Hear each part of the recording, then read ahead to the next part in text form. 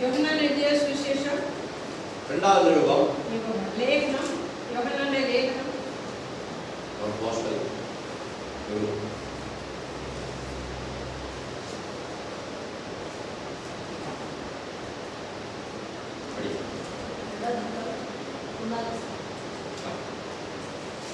மூன்றாம் நாளிலே கலிலேயாவில்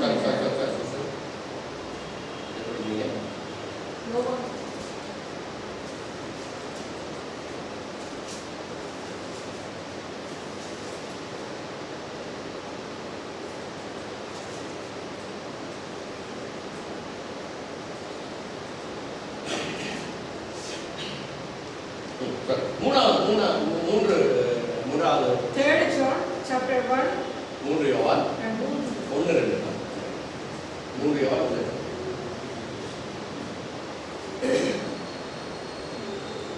மூப்பனாகிய நான் சத்தியத்தின்படி நேசிக்கிற பிரியமான தாயுக்கு எழுதுகிறதாவது, பிரியமானவனே, உன் ஆத்துமா வாழ்கிறது போல நீ எல்லாவற்றிலும் வாழ்ந்து சுகமாயிருக்கும்படி வேண்டுகிறேன். பாத்தீங்களா?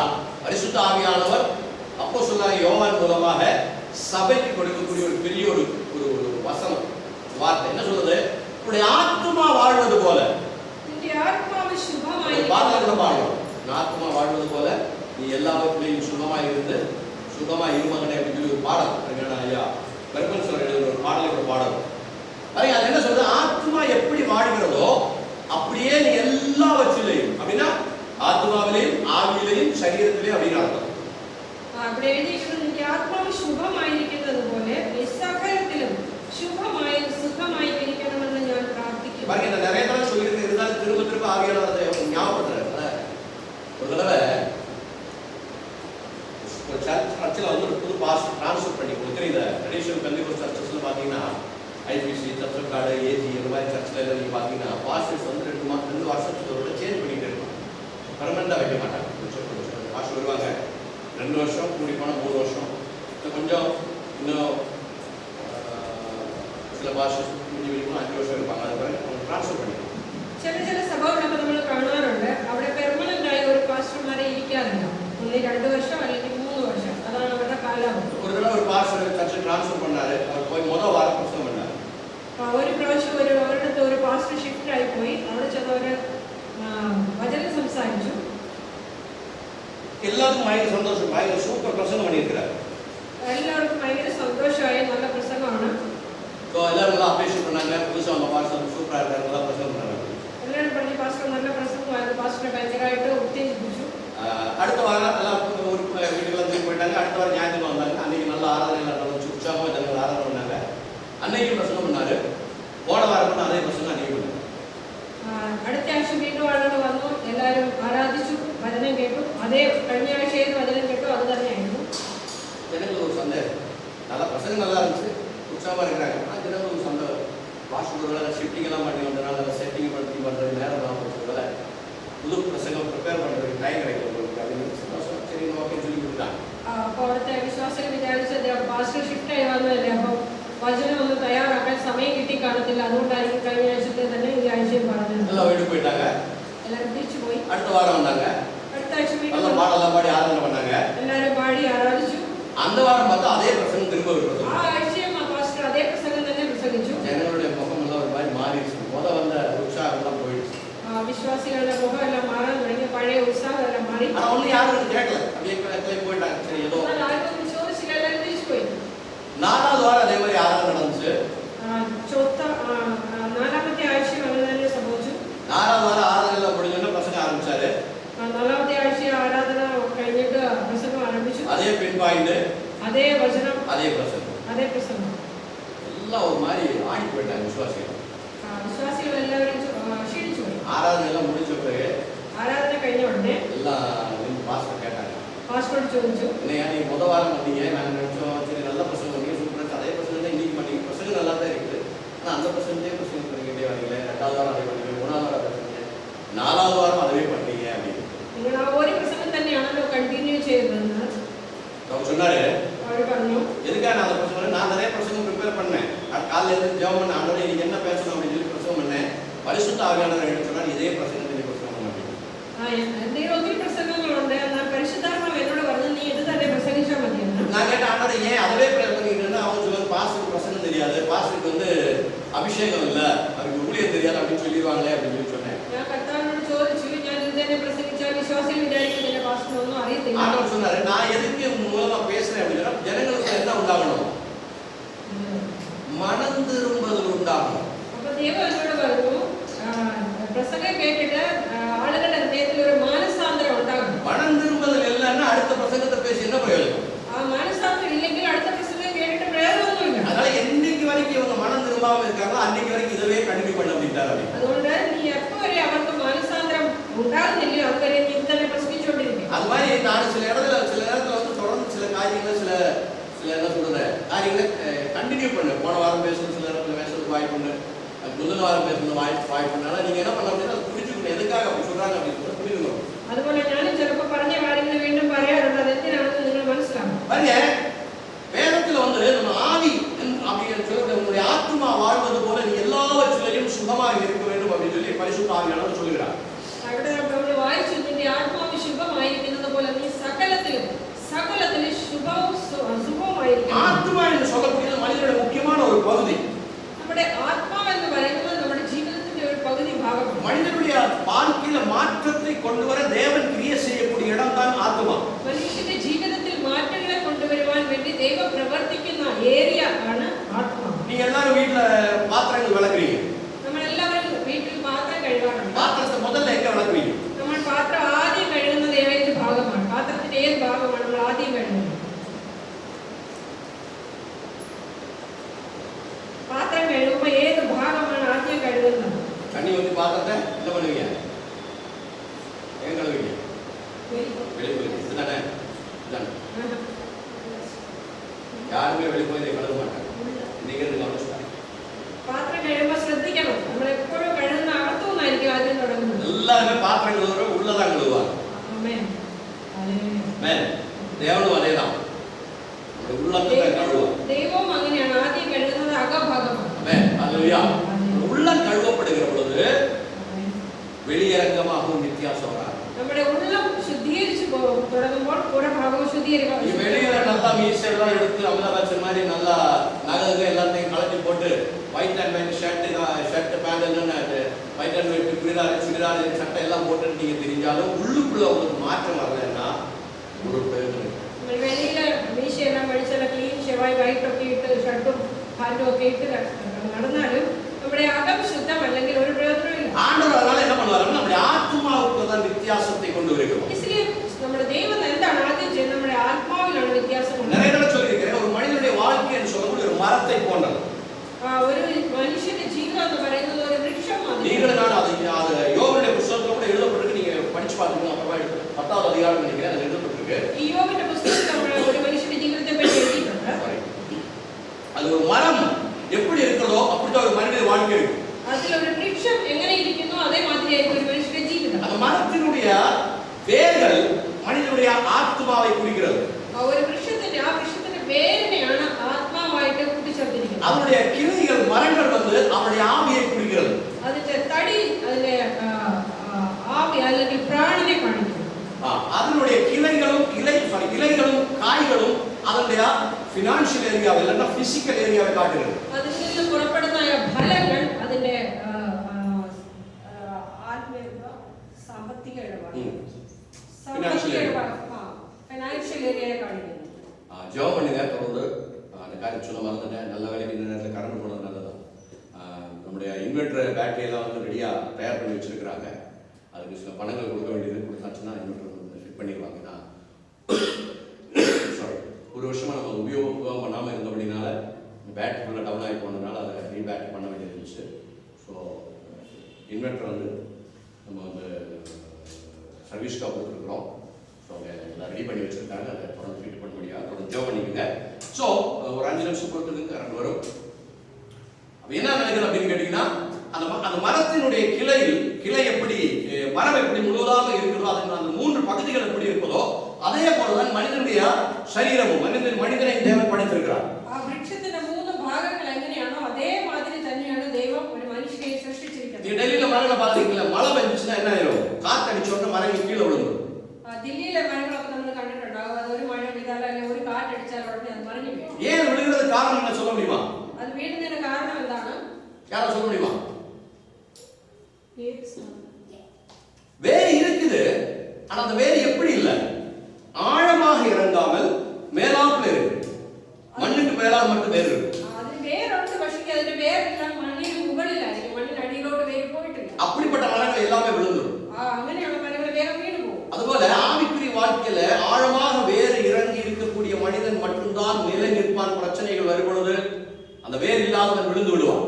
അതുപോലെ ഒരു മനുഷ്യന്റെ ജീവിതത്തിലും നമ്മുടെ ആത്മാവ് ആഴമായി വളരുന്നില്ല എങ്കിൽ മനുഷ്യൻ പെട്ടെന്ന് വീണു പോകും. 23ാം സങ്കീർത്തനം ഗവനിച്ചു പാരുங்க.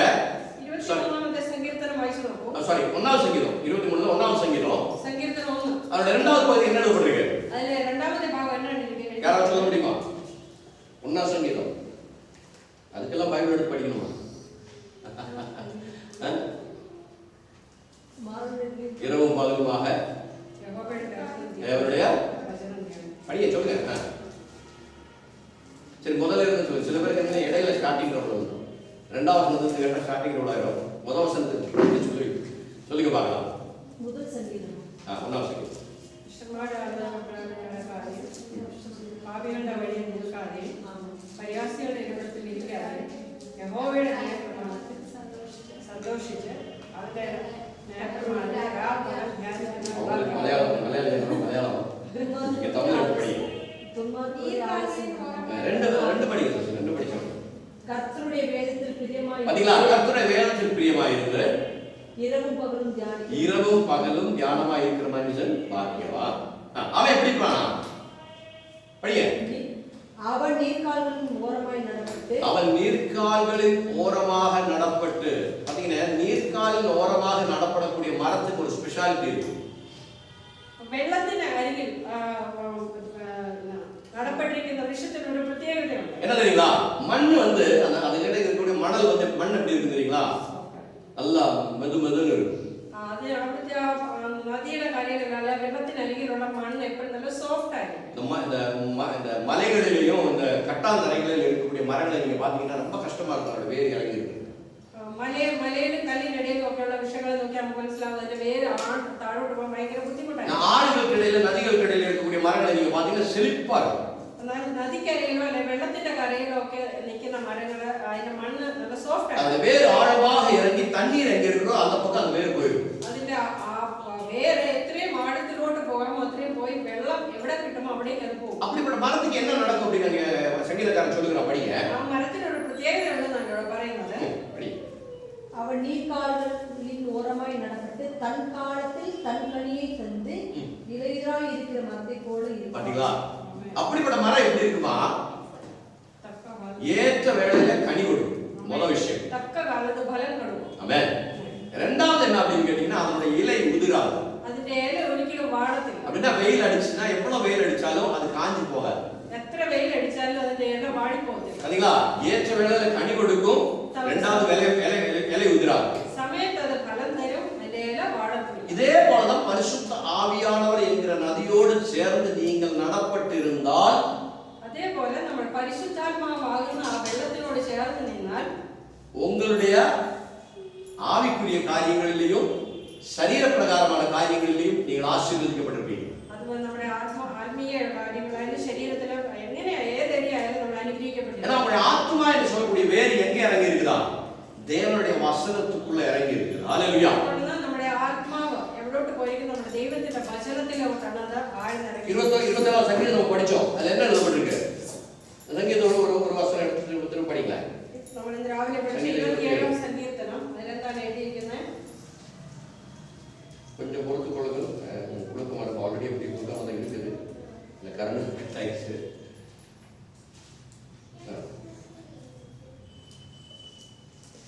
படி. 27. கர்த்தர் என் வெளிச்சமும் என் இரட்சிப்புமானவர் யாருக்கு பயப்படுவேன்? பாத்தீங்களா? ஒரு ப்ரொக்ளமேஷன், ஒரு கேரண்டி. சங்கீதக்காரன் சொல்றார், நான் யாருக்கு பயப்பட மாட்டேன். நான் எதுக்கு பயப்பட வேண்டும்?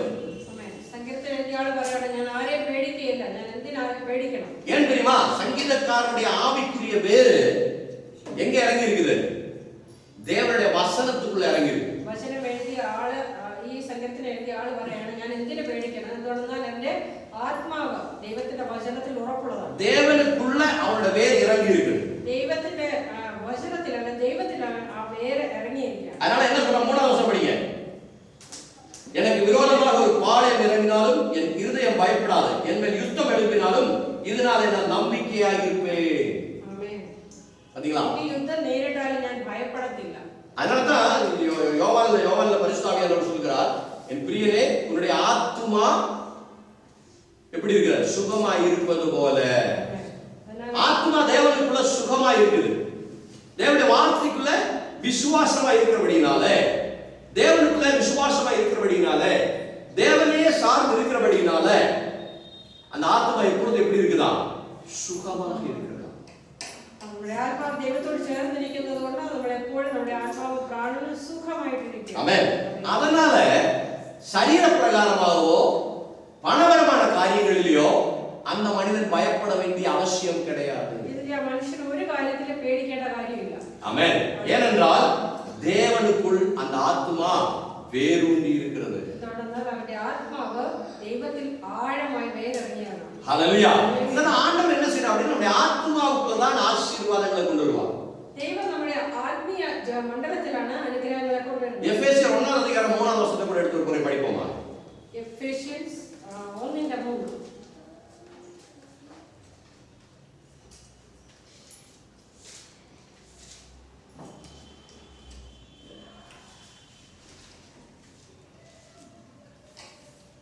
நம்முடைய கர்த்தராகிய இயேசு கிறிஸ்துவின் பிதாவாகிய தேவனுக்கு ஸ்தோத்திரம்.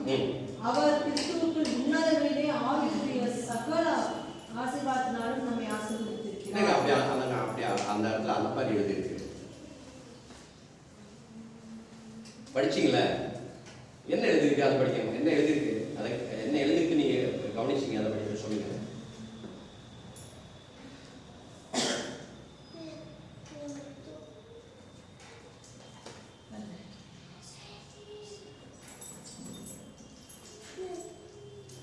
சொல்லுங்க, என்ன எழுதிருக்காங்க சொல்லுங்க. சொல்ல முடியுமா? திரும்ப படிங்க. அவர் கிறிஸ்துவுக்குள் உன்னதங்களிலே ஆவிக்குரிய சகல ஆசீர்வாதத்தினாலும் நம்மை ஆசீர்வதித்திருக்கிறார். எப்படி ஆண்டவர் ஆசீர்வதித்திருக்கார்? நம்மை சகல ஆசீர்வாதம். ദൈവം നമ്മളെ എങ്ങനെയാണ് അനുഗ്രഹിച്ചിരിക്കുന്നത്? எந்த இடத்துல எந்த ஏரியாவில் ஆசீர்வதிக்காரு?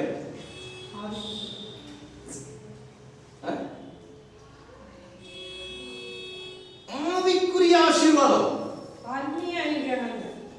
அவன் ஆத்மாவுக்கு தேவையான ஆசீர்வாதத்தை தான் தேவன் நமக்கு தந்திருக்கிறார். നമ്മുടെ ആത്മീയ ആവശ്യങ്ങളെ അറിഞ്ഞാണ് ദൈവം നമ്മളെ. அப்படி என்ன அர்த்தம் அப்படின்னா நம்முடைய வேர், ஆவிக்குரிய வேர் என்ன இருக்கணும்?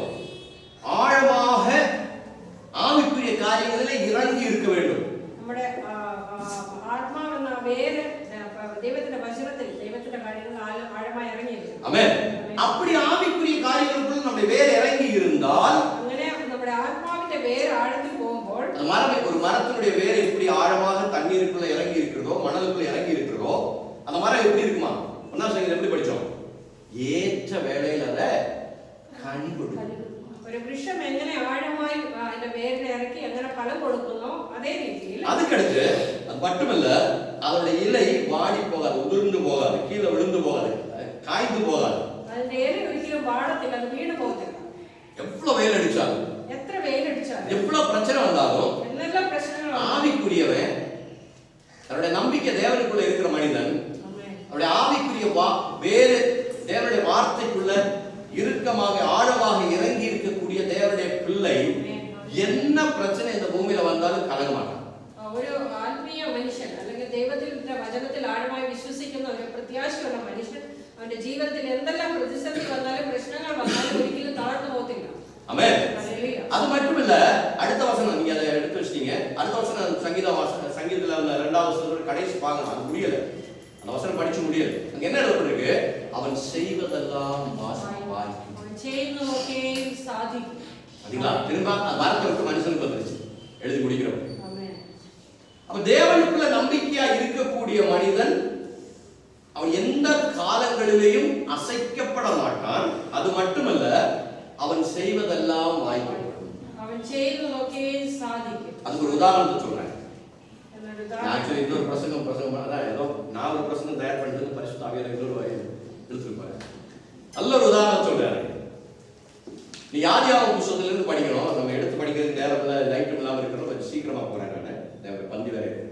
சீக்கிரமா முடிக்க முயற்சி பண்றேன். டக்குன்னு ஒரு சில காரியங்களை சொல்லி புரிய வச்சு போறேன். ஹalleluya. அதுல வந்து இசாக்கு என்று சொல்லக்கூடிய ஒரு மனிதரை பார்க்கிறோம். നമ്മുടെ പഴയ നിയമത്തിൽ ഇസ്ഹാക്ക് എന്ന ഒരു വ്യക്തിയെ കാണുന്നു. இசாக்கு என்ன செஞ்சாரு?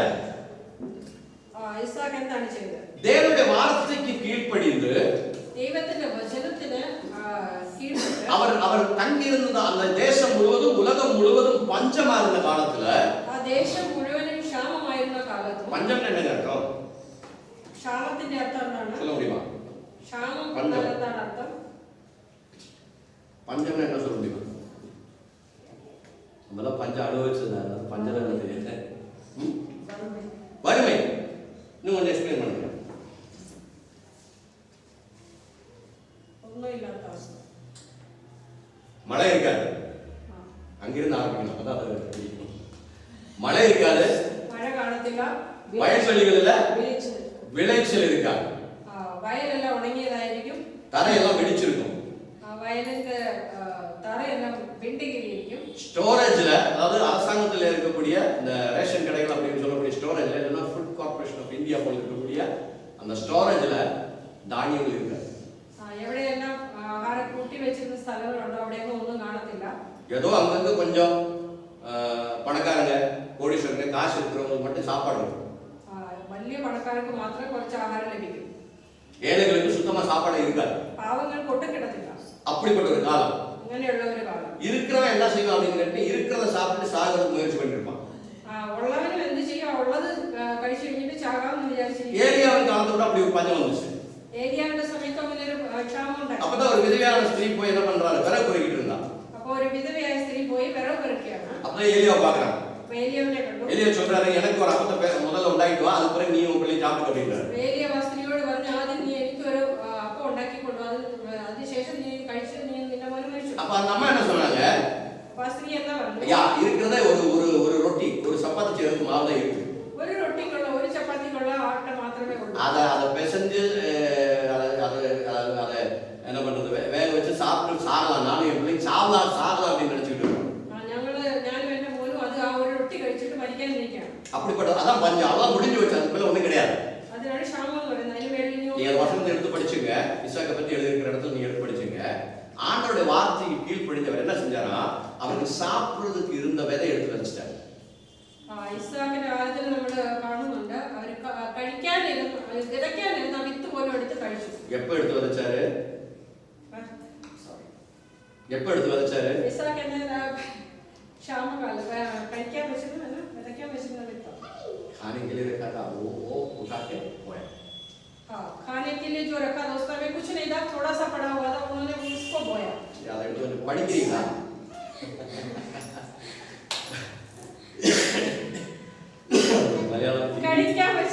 மலையாளத்தோட ஹிந்தி ஃப்ளூவெண்ட், அதனால தான் கொஞ்சம் இடையில கிராசிங் வருது. சரி, அந்த பகுதியை கொஞ்சம் எடுத்து படிச்சீங்கன்னா நல்லா இருக்குன்னு நினைக்கிறேன். நான் பார்க்குற சீக்கிரம் அதை எடுத்து கொடுக்குறது படிச்சு பண்ணிங்கன்னா அது ஈஸியாக இருக்கும். வசனத்தில் எழுதிருக்கிறபடியே நீங்கள் அதை தெரிஞ்சு போனீங்கன்னா அது சொல்லுவாங்க. ஆதியாகமத்தின் புஸ்தகம்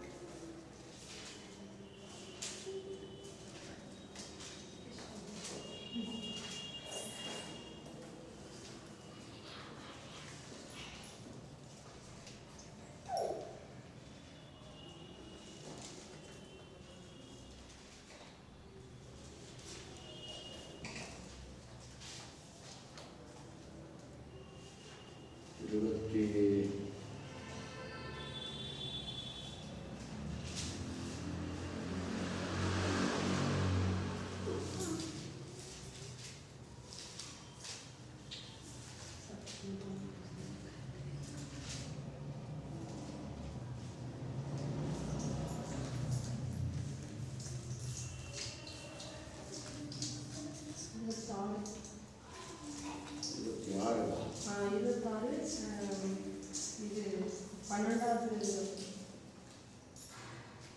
correct, very good, very good. ஒரு நிமிஷம், அதுக்கு முன்னால 26:1 படிங்க. கொஞ்சம் பொறுத்துங்க, நான் சீக்கிரம் ஒரு 10 நிமிஷத்துல முடிச்சிடலாம். ஆபிரகாமின் நாட்களில்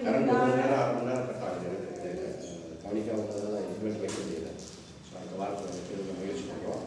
கொஞ்சம்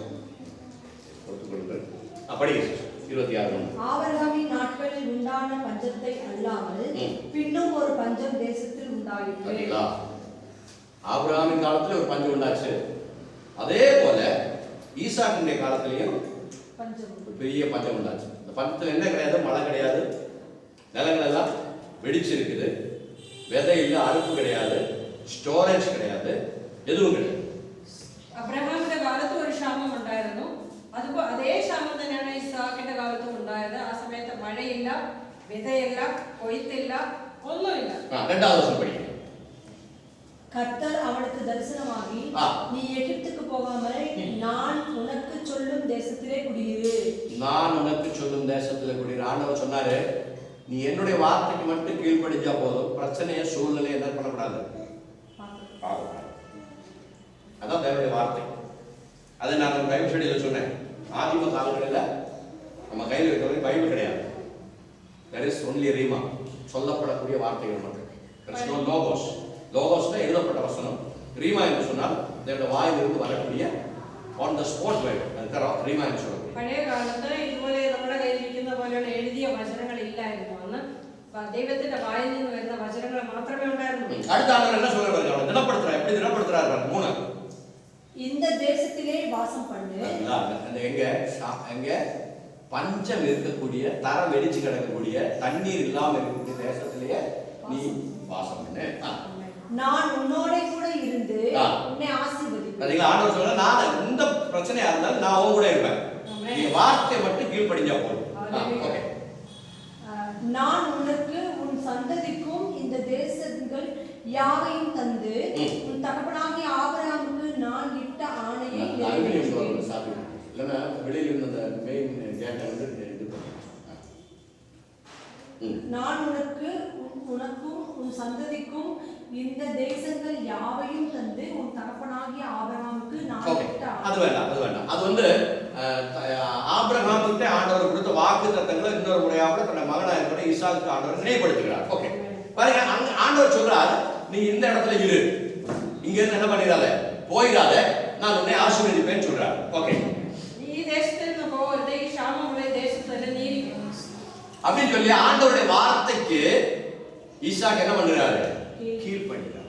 ദൈവം പറഞ്ഞ ആ വാക്കിനെ അനുകൂലിച്ചുകൊണ്ട്, ദൈവത്തോട് അനുകൂലിച്ചുകൊണ്ട് ആ ദേശത്ത് തന്നെ ஆண்டவர் எதிர்பார்க்கிறது எந்த சூழ்நிலையிலும் அவருடைய வசனத்தை, அவருடைய வாக்கு தத்தங்களை நீங்கள் என்ன பண்ண வேண்டும்? பின்பற்ற வேண்டும். ദൈവം നമ്മളെ കുറിച്ച് ആഗ്രഹിക്കുന്നത് ഇതാണ്. ഏത് പ്രതികൂലമായിരുന്നാലും, ഏത് പ്രതിസന്ധി ആയിരുന്നാലും, ഏത് സമയത്ത് നമ്മൾ കർത്താവ് പറയുന്ന വാക്ക് അനുസരിക്കുന്നതാണ് ദൈവം. 23 சங்கீதத்தில் தாவீது சொல்றான், மரண இருளின் பள்ளத்தாக்கிலே நான் நடந்தால் நான் பயப்பட மாட்டேன். ആമേൻ. അത് തന്നെയാണ് ദാവീദ് പറയുന്നത് 23 സങ്കീർത്തനത്തിൽ, ഞാൻ മരണ ഇരുളിൻ താഴ്വരയിൽ കൂടി നടന്നാലും ഞാൻ ഭയപ്പെടില്ല. கர்த்தர் மேய்ப்பராக இருக்கிறார். அது എന്തുകൊണ്ടാണ്? യഹോവ എന്റെ ഇടയനാണ്. நான் மரண இருளின் பள்ளத்தாக்கின் வழியா நடந்தா கூட கர்த்தர் என் கூட வருவார். ഞാൻ മരണത്തിന്റെ താഴ്വരയിൽ കൂടി പോയാലും ദൈവം എന്നോട് കൂടെയുണ്ട്. ஆமென். ஹல்லேலூயா. ஹல்லேலூயா. அதனால பயப்பட மாட்டேன். അതുകൊണ്ട് ഞാൻ ഭയപ്പെടില്ല. அப்படி சொல்லிட்டு என்ன சொல்றீங்க? வரீங்க, திரும்பி நம்ம இங்க வந்துடலாம். 12ஆம் வசனத்தை படிங்க சிஸ்டர். 12 நீங்க அண்டர்லைன் பண்ணி வச்சுக்கிட்டு நீங்க அடிக்கடி சொல்றது நான் நினைக்கிறேன். ஈசாக்கு 26 ஜெனசிஸ் 26:12. ஈசாக்கு அந்த தேசத்தில் விதை விதைத்தான். இவ்வளவு தைரியம் இருக்கு. சீக்கிரம் போய் ஒரு 2 நிமிஷம் எக்ஸ்பிளைன் பண்ண டைம் இருக்கு. பாருங்க, ஈசாக்கோட தைரியத்தை நீங்க கவனிச்சீங்களா? ഇസ്ഹാക്കിന്റെ ധൈര്യം ഒന്ന് ആലോചിച്ച് നോക്കിയേ. பாருங்க, பஞ்சம், தண்ணி கிடையாது, ക്ഷാമം, മഴയില്ല, இருக்கிற சாப்பாடு. ஈசாக்குனா சும்மா ஆள் கிடையாதுங்க, ஒரு பெரிய ஒரு என்ன சொல்றது, ஒரு கூட்டு குடும்பம். അവര് ഒന്നിച്ച് വലിയൊരു കുടുംബമാണ്. என்னது, சாரா இருக்கிறாங்க, സാറാ ഉണ്ട്, ஆபிரகாம் இருக்கிறாரு, അബ്രഹാം ഉണ്ട്, ஈசாக்கு இருக்கிறாங்க, ഇസ്ഹാക്ക്, அவர் மனைவி இருக்கிறாங்க, അവരുടെ ഭാര്യ, 2 பிள்ளை இருக்கிறாங்க, ஆடு மாடுகள் ஒட்டங்கள் இருக்கிறாங்க, ഒട്ടകവും ആടുമാടുകളും ഒക്കെ ഉണ്ട്. 318 யுத்த வீரர்கள் ஆபிரகாமோடு கூட இருந்த யுத்த வீரர்கள் ஈசாக்கு கூட இருக்கிறாங்க. 318 യോദ്ധാക്കൾ അബ്രഹാമിന്റെ കൂടെ ഉണ്ടായിരുന്ന യോദ്ധാക്കൾ, യുദ്ധം ചെയ്യുന്നവരോട്, அவங்க ஃபேமிலி, அவங்க குடும்பம், இவருடைய வேலையாட்கள், അവരുടെ കുടുംബങ്ങളെ, ഇവരുടെ കൂടെ കൃഷി ചെയ്യുന്ന ആൾക്കാരെ, വേല ചെയ്യുന്നവരെ, ജോലിക്കാരെ, குறைஞ்சபட்சம் 2000 பேர் இருப்பாங்க. ഏറ്റവും കുറഞ്ഞത് 2000 പേര് കാണും. அப்ப 2000 பேருக்கு சாப்பிடுறதுக்கான சாப்பாடு ஆபிரகாம் ஈசாக்கு இருக்குது. അപ്പൊ ഈ 2000 പേർക്ക് കഴിക്കാനുള്ള ആഹാരം കുറഞ്ഞത് പുള്ളിയുടെ കൈ കാണും. அந்த விதை தான் அவர்கிட்ட இருக்கு. ആ വിത അവരുടെ കയ്യിലുണ്ട്. ஆனா இவர் என்ன செஞ்சார் தெரியுங்களா? ஆண்டவருடைய வார்த்தைக்கு கீழ்ப்படிந்து மழை இல்லாத பஞ்சமான அந்த நேரத்துல அந்த விதை எடுத்து விதைச்சிட்டாரு. എന്നാൽ ദൈവത്തിന്റെ വാക്കുകൾക്ക് അനുസരിച്ചുകൊണ്ട് ഇസാക്ക് என்ன ചെയ്തു? ആ കഴിക്കാൻ വെച്ചിരുന്ന ആഹാരം എടുത്ത് വിതച്ചു. இதாங்க விசுவாசம். ഇതാണ് വിശ്വാസം. ஹல்லேலூயா. Praise the lord. இதுதான் விசுவாசம். இதுதான் தேவனுடைய வார்த்தைக்கு கீழ்ப்படியணும்னு சொல்றது. ഇതാണ് ദൈവത്തിന്റെ വചനം അനുസരിക്കുക എന്ന് പറയുന്നത്. சில பேர் சொல்லுவாங்க பைத்தியக்காரன்டா பாருங்க இந்த மாதிரி பண்ணிட்டாங்க. ചിലർ പറയാവും പാഗല എന്നാ ഭ്രാന്താണ്. ஆமென். ஆனா ஆண்டவர் என்ன செஞ்சார் பாருங்க, தன்னுடைய வார்த்தைக்கு யாரு கீழ்ப்படுகிறார்களோ அவர்களோட தேவன் இருப்பார், அவர்களை தேவன் ஆசீர்வதிப்பார். എന്നാൽ ആര് ദൈവത്തിന്റെ വചനം അനുസരിച്ച് ദൈവത്തിന്റെ വാക്കുകളെ മാനിക്കുന്നു അവരോട് കൂടെ ദൈവമുണ്ട്. பாருங்க 12வது வசனத்தை தொடர்ந்து படிங்க. ஈசாக்கு அந்த தேசத்திலே விதை விதைத்தான். ஈசாக்கு என்ன பண்ணா? அந்த தேசத்துல விதை விதைத்தார். கர்த்தர் அவனை ஆசீர்வதித்ததினால் கர்த்தர் அவரை ஆசீர்வதிங்க. அடுத்த வசனம் பாருங்க, பரிசுத்த ஆவியானவர் எப்படி எழுதி வச்சிருக்காரு பாருங்க. அந்த பஞ்சத்தின் நாளிலேயும் ஈசாக்கு தேவனுடைய வார்த்தைக்கு கீழ்ப்படிந்தபடியினாலே தேவன் அவனை என்ன செஞ்சாரா? ஆசீர்வதித்தார். ஆமென். ஹல்லேலூயா. அடுத்த வசனம் படிங்க. அந்த வருஷத்தில் 100 மடங்கு பலன் அடைந்தான். அவ்வளவுதான் பிரசங்கம் முடிஞ்சுச்சு. ஹல்லேலூயா. அந்த வருடத்திலே அந்த வருடத்திலே ஈசாக் ஆபிரகாம் கூட அப்படி கிடைச்சு. ஆண்டோட வார்த்தையை கேட்டு இறங்கி எல்லா காரியங்களிலும் ஆண்டோட வார்த்தைக்கு கீழ்ப்படிந்த ஒரு மனிதர் ஆபிரகாம். കർത്താവിന്റെ വാക്ക്, ദൈവത്തിന്റെ വാക്ക് കേട്ട് ഇറങ്ങി ദൈവത്തിന്റെ എല്ലാ കാര്യങ്ങളും എല്ലാ വാക്കുകളും അനുസരിച്ച ഒരു വ്യക്തിയാണ് അബ്രഹാം. അബ്രഹാമുക്ക് അപ്പടിപ്പെട്ട ഒരു ആശീർവാദം വേദത്തിൽ എഴുതപ്പെടുന്നു. എന്നാൽ അബ്രഹാമിന് പോലും ഇങ്ങനെ ഒരു അനുഗ്രഹം ലഭിച്ചതായിട്ട് വേദത്തിൽ പറയുന്നു. ആബ്രഹാം அந்த பஞ்சத்தின் நாள்ல விதைத்ததை பற்றி எழுதப்படவில்லை. അബ്രഹാം ഇങ്ങനെയുള്ള ഒരു ക്ഷാമകാലത്ത് വിതച്ചതായിട്ട് പറയുന്നില്ല. வசனம் சொல்கிறது ஈசாக்கு தேவனுடைய வார்த்தைக்கு கீழ்ப்படிந்தார், அவர் அந்த பஞ்சத்தின் நாளில விதைத்தார், தேவன் அவனை ஆசீர்வதித்தார். എന്നാൽ ഇസ്ഹാക്ക് ദൈവത്തിന്റെ വാക്ക് കേട്ട് അനുസരിച്ച് ആ ക്ഷാമകാലത്ത് വിതച്ചു 100 മടങ്ങ് പ്രതിഫലം വാങ്ങിയെന്ന് നമ്മൾ വായിക്കുന്നു. ஹல்லேலூயா. தேவன் நம்ம என்ன செய்யறாரு? நம்முடைய ஆவிக்குரிய காரியங்களில் இருந்து அந்த ஆசீர்வாதங்களை கொடுக்கிறார். ദൈവം എന്താണ് ചെയ്യുന്നത്? നമ്മുടെ ആത്മീക മണ്ഡലത്തിലാണ് അനുഗ്രഹങ്ങളെ തരുന്നത്. தேவனுடைய வார்த்தைகளை கொடுக்கிறார். ദൈവം പറയുന്നു வாக்குத்தத்தங்களை கொடுக்கிறார். ദൈവം വാഗ്ദത്തങ്ങളെ തരുന്നു. அந்த வாக்குத்தத்தங்கள் மூலமா அவர் சொல்றார், நான் உன்னோடு கூட இருப்பேன். ആ വാഗ്ദത്തം മൂലം ദൈവം നമ്മോട് പറയാണ്, ഞാൻ നിന്നോട് കൂടെ ഇരിക്കും. நான் உன்னை ஆசீர்வதிப்பேன். ഞാൻ നിന്നെ അനുഗ്രഹിക്കും. ஆவிக்குரிய ஆசீர்வாதம். நம்ம ആത്മീയ അനുഗ്രഹം. எபேசியர் 1:3 படிச்சோம். ஆவிக்குரிய ஆசீர்வாதங்களினாலே நம்மை ஆசீர்வதித்திருக்கிற தேவனுக்கு ஸ்தோத்திரம். ആത്മീയ അനുഗ്രഹങ്ങളാൽ ക്രിസ്തുയേശുവിൽ കൂടി നമ്മെ അനുഗ്രഹിച്ചിരിക്കുന്ന ദൈവത്തിന് മഹത്വം. அந்த ஆவிக்குரிய ஆசீர்வாதங்களை பெற்றுக்கொண்டு அதன்படி எந்த மனிதன் நடக்க ஆசைப்படுகிறானோ அவனை தேவன் சரீரப்பிரகாரமாகவும் பணபரமாகவும் 100 மடங்காக ஆசீர்வதிப்பார். അങ്ങനെ ദൈവത്തിന്റെ വചനങ്ങൾ അനുസരിച്ച് നമ്മുടെ ആത്മീക മണ്ഡലത്തിൽ നമ്മൾ എത്രയും ദൈവത്തെ അനുസരിക്കുന്നു അതിനനുസൃതമായി ദൈവം നമ്മളെ ശാരീരികവും ഭൗതികവുമായി അനുഗ്രഹിക്കും. ஹல்லேலூயா. Praise the lord. அதான் தேவனுடைய ஆசீர்வாதம். അതാണ് ദൈവത്തിന്റെ അനുഗ്രഹം. அதான் தேவன் நமக்கு கொடுக்கக்கூடிய ஆசீர்வாதம். അതാണ് ദൈവം നമുക്ക് തരുന്ന വലിയ അനുഗ്രഹം. ஆவிக்குரிய வாழ்க்கையில் எப்படி நாம் ஆசீர்வாதமாக இருப்போமோ அதே போல சரீர பிரகாரமும் பணபரமாகவும் ஆசீர்வாதமாக இருக்க தேவன் நம்மை குறித்து ஆசைப்படுகிறார். നമ്മൾ ആത്മീയ ജീവിതത്തിൽ എങ്ങനെ അനുഗ്രഹിക്കപ്പെട്ടിരിക്കുന്നു അതേ രീതിയിൽ നമ്മുടെ ശാരീരികവും ഭൗതികവുമായ மண்டலங்களில் അനുഗ്രഹിക്കപ്പെട്ടിരിക്കുന്നു. அது எப்படிப்பட்ட ஆசீர்வாதங்கள் நாம் அதில் பெற்றுக்கொள்ள முடியும் அப்படிங்கிற காரியங்களை தேவ சித்தமாக இருந்தால் அடுத்த வாரம் பார்ப்போம். உத்தாரங்கள் பொருத்தமாக இருக்கிறது, சிரமப்பட்டுக் கொண்டிருக்கிறேன், தெரிந்து கொள்கிறேன், வசனத்தை இந்த இடத்துல முடித்துக் கொள்கிறேன்.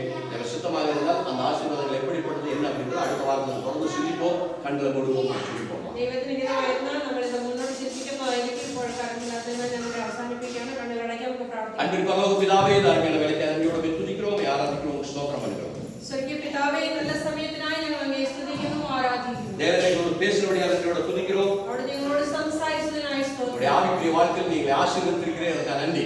ആത്മീക മണ്ഡലത്തിലൂടെ നിങ്ങളെ അനുഗ്രഹിച്ചതിനായി സ്തോത്രം. வாக்குத்தத்தங்கள் மூலமாக எங்களை ஆசீர்வதிக்கிறபடியால் நன்றி செலுத்துகிறோம். അവിടുത്തെ വാഗ്ദത്തം മൂലം ഞങ്ങൾ അനുഗ്രഹിച്ചതിനായി இப்பொழுது സ്തോത്രം. ஆண்டவரே ஸ்தோத்திரம், உங்களுடைய வாக்குத்தத்தங்கள் நிறைவேறிக் கொண்டிருக்கிறபடியால் நன்றி, அதை நாங்கள் விசுவாசிக்கிறோம். ഇപ്പോൾ ഞങ്ങളുടെ ജീവിതത്തിൽ അങ്ങയുടെ വാഗ്ദത്തങ്ങൾ നിറവേറിക്കൊണ്ടിരിക്കുന്നതിനായി ഞങ്ങൾ അങ്ങയെ സ്തുതിക്കുന്നു. எங்களுடைய எந்த சூழ்நிலையும் பஞ்சத்தின் நாட்களிலும் தேவனுடைய வார்த்தையை விசுவாசிக்கும்படியான ஒரு அபிஷேகத்தை எங்கள் மேல் ஊற்றும்படியாக இருக்கிறது. കർത്താവേ, ഞങ്ങളുടെ ജീവിതത്തിൽ ഏത് സമയത്തായിരുന്നാലും കർത്താവേ, അങ്ങയെ അനുസരിക്കുവാൻ, അങ്ങയുടെ വചനം അനുസരിക്കുവാൻ ഞങ്ങളെ സഹായിക്കണം. அதுக்காக எங்களை ஆயத்தப்படுத்தும்படியாக ஜெபிக்கிறோம். അതിനായി ഞങ്ങളെ ഉറപ്പിക്കുന്നതിനായി வசனத்தை கேட்ட உடைய பிள்ளைகளுக்காக நன்றி செலுத்துகிறோம். അങ്ങയുടെ വചനം കേട്ട ഞങ്ങളുടെ മക്കൾക്കായി സ്തോത്രം. ஆண்டவரே, நாங்கள் புழுக்கத்தில் இருக்கிறோம். ஆண்டவரே, பவர் கட் நடந்திருக்கிறது. கரண்ட் இல்லாமல் இருக்கிறது. அப்படி இருந்தோம் தாற்பயத்தோடு உடைய வசனத்தை கேட்ட உடைய பிள்ளைகளை ஆசீர்வதிப்பீராக, பலப்படுத்துவீராக. ദൈവമേ, ഈ പ്രതിസന്ധി ഘട്ടത്തിലും അങ്ങയുടെ വചനം കേട്ട ഞങ്ങളുടെ മക്കൾക്കായി ഞങ്ങൾ അങ്ങയെ സ്തുതിക്കുന്നു. சூழ்நிலைகள் எல்லாம் அடுத்த வாரங்களில் மாறட்டும். ஆண்டவரே, அந்த இன்வெர்டர் வாங்கி வைக்கும்படியான பண உதவிகளை தந்து எங்களை ஆசீர்வதிக்கும்படியாக ஜெபிக்கிறோம். അടുത്ത ആഴ്ച കർത്താവേ, ഈ പരിസ്ഥിതിയെല്ലാം മാറുന്നതിനായി മാറ്റുന്നതിനായി ഞങ്ങൾ സ്തുതിക്കുന്നതിന് ആവശ്യമായ എല്ലാ ഭൗതിക വഴികളെയും ഒരുക്കുന്നതിനായി സ്തുതിക്കുന്നു. இந்த கரங்களை ஒப்படைக்கிறோம். இயேசு நாமத்தில் ஜெபிக்கிறோம் நல்ல பிதாவே. അങ്ങയുടെ കരങ്ങളിൽ സമർപ്പിക്കുന്നു, യേശു ക്രിസ്തുവിന്റെ നാമത്തിൽ തന്നെ. ஆமென். ஸ்தோத்திரம். இப்பொழுதும் காணிக்கை எடுக்கப்படுகிறது. பாடல்கள் பாடுவதற்கு நேரத்தில் கட்டளை கொடுக்கிறோம். நீங்களாக இந்த காணிக்கை எடுத்து கொடுங்கள். அதற்குள்ளாக இந்த பந்திக்காக தயார்படுகிறத நான் எடுக்கிறேன். அதுக்காக இந்த காணிக்கையில் எடுத்து சுகமாக கொடுங்கள். தேவன் உங்களை ஆசீர்வதிப்பாராக. ஆண்டவராகிய இயேசு கிறிஸ்துவை காட்டிக்கொடுத்ததுனால அப்பத்தை எடுத்து ராட்சசத்தின் பாத்திரத்தை எடுத்து ஆசீர்வதித்தார். அந்த ராட்சசமும் இந்த அப்பத்தின் பாத்திரத்திலிருந்து நீங்கள் பங்குதாரராகிக் கொள்ளலாம். எந்த சந்தேகமும் கிடையாது. ஆண்டவராகிய இயேசு கிறிஸ்துவை ரட்சகராக ஏற்றுக்கொண்டு ஞானஸ்நானத்தை பெற்றுக் கொண்டிருக்கிறது. பரிசுத்த ஆவியானவர் நடத்தப்படுகிறது. அதான் உங்களுக்கு நான் இதனுடைய இப்பொழுதாக இருக்கிறது. வேற எதுவும் தடையும் கிடையாது. நீங்கள் அதை பெற்றுக்கொள்ளலாம். முதல் நாம் இந்த காணிக்கையை ஜெபிப்போம். அதற்கு பிறகு என்னுடைய பங்குக்கு போவோம். அன்பின் பரலோக பிதாவே, காணிக்கையுள்ள கரங்களை ஒப்படைக்கிறோம். உடைய பிள்ளைகளுடைய வருமானங்களிலிருந்து அன்றுவரே அவருடைய ஸ்தோத்திரம், பிரயாணத்திலிருந்து பிரயாசத்திலிருந்து இந்த பணத்தை மிச்சம் பிடித்து அவருடைய ஸ்தோத்திரம் தேவனுடைய ஊழியத்துக்கு இருக்கு விதைத்திருக்கிறார்கள்.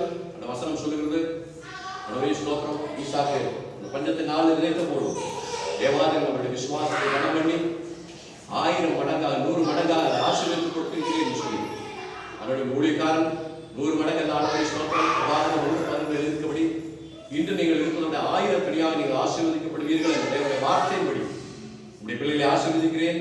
காணிக்கப்பட்ட ஒவ்வொரு பெரியோரையும் சிறியோரையும் ஆசீர்வதிக்க ஜெபிக்கிறோம். இந்த வாரம் அவருடைய எல்லா தேவைகளையும் சந்திக்கப்பட ஜெபிக்கிறோம். ஆவிக்குரிய சிறப்பிரகாரம் பணபரமான எல்லா தேவைகளும் சந்திக்கப்படுவதாக அற்புதம் செய்கிறார். எல்லா பலத்தை சொல்லி ஆரோக்கியத்தை கட்டளிடுகிறோம். தேவாலயங்களோடு கூட இருந்தவர்களை ஆசீர்வதியும் பலப்படுத்துகிறார்கள். இயேசுவின் நாமத்தில் ஜெபிக்கிறோம் நல்ல பிதாவே.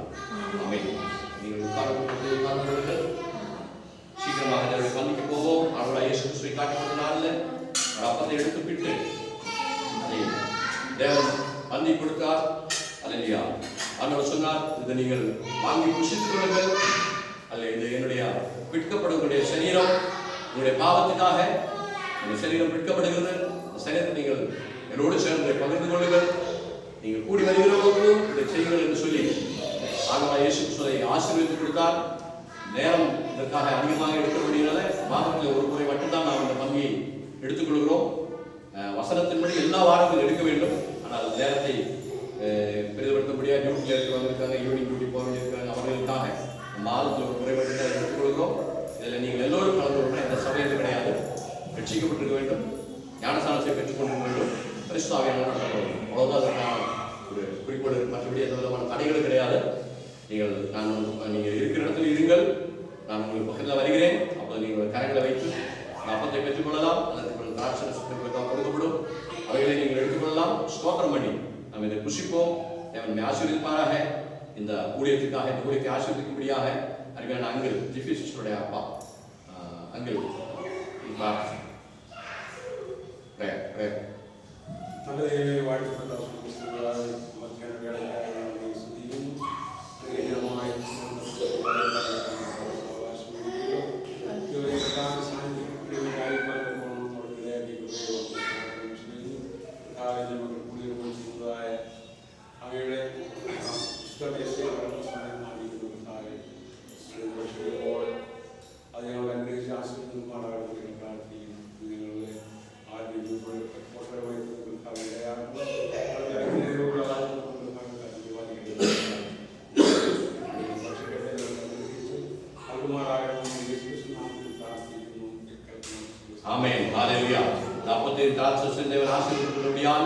விசுவாசத்தோடு திருப்பி பெற்றுக்கொள்ளும். ஆண்டவரே, கரங்களை நீட்டி இதை ஆசீர்வதிக்கிறேன்.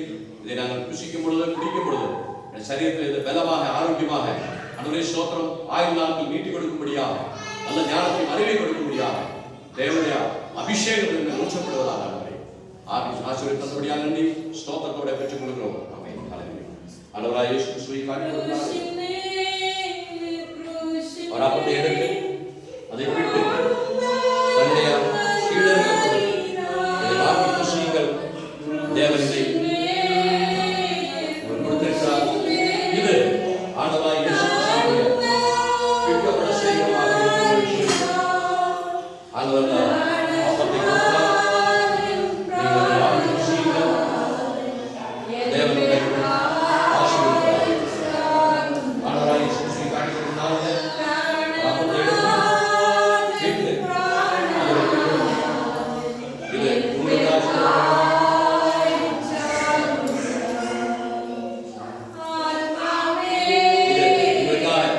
வெட்டப்படுகிற ஆண்டவராகிய இயேசு கிறிஸ்து சரீரமாக இருக்கிறது. இதை நீங்கள் பெற்றுக்கொள்ளுங்கள் என்று சொல்லுங்கள்.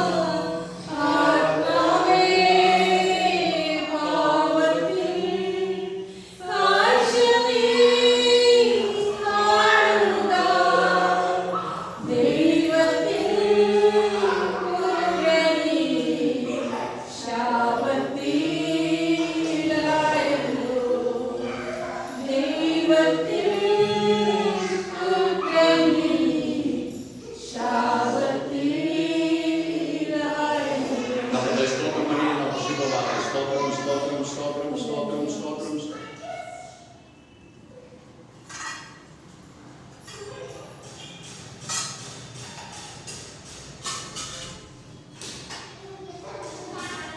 அப்பத்தை புசித்த பிறகு அவர் திராட்சை எடுத்து அதையும் ஆசீர்வதி, இது உங்களுக்காக சிந்தப்படுகிற இயேசு கிறிஸ்துவுடைய இரத்தமாக இருக்கிறது, இது ஒரு புதிய உடன்படிக்கையின் இரத்தமாக இருக்கிறது என்று சொல்லி தேவன் அவருடைய சீடர்களுக்கு கொடுத்தார். சொன்னார், இதை நீங்கள் வாங்கி புசிக்கிற பொழுது அப்பம் எப்படி பல நுணுக்கைகள் சேர்ந்து ஒரு அப்பமாக மாறுகிறதோ, திராட்சை ரசம் பல திராட்சைகள் சேர்ந்து ஒரு ரசமாக மாறுகிறதோ, அப்படி நீங்கள் அன்பிலே ஒன்றாயிருங்கள் என்று சொல்லி புதிய கற்பனை, புதிய கட்டளை தேவன் உங்களுக்கு கொடுத்தார். அந்த விசுவாசத்தோடு இந்த திராட்சை ரசத்தை நாம் குடிப்போமா? ஆண்டவராகிய இயேசு கிறிஸ்துவை காட்டிக் கொள்ளுங்கள். அவர் திராட்சை ரசத்தை உங்களுக்காக சொல்லப்படுகிறது. இயேசு கிறிஸ்துவுடைய இரத்தமாக இருக்கிறது. நீங்கள் குடியிருக்கிறீர்களா? இது ஆண்டவராக சொல்லி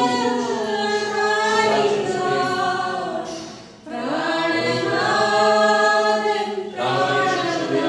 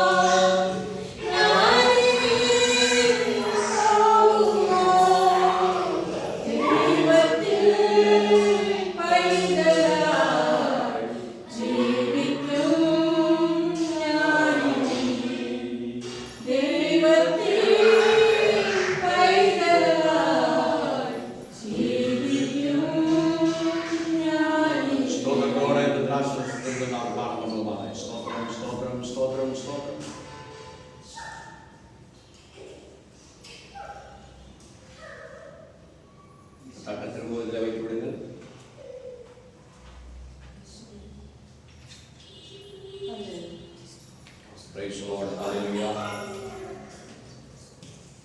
இந்த அப்பத்தின் பாத்திரத்திலையும்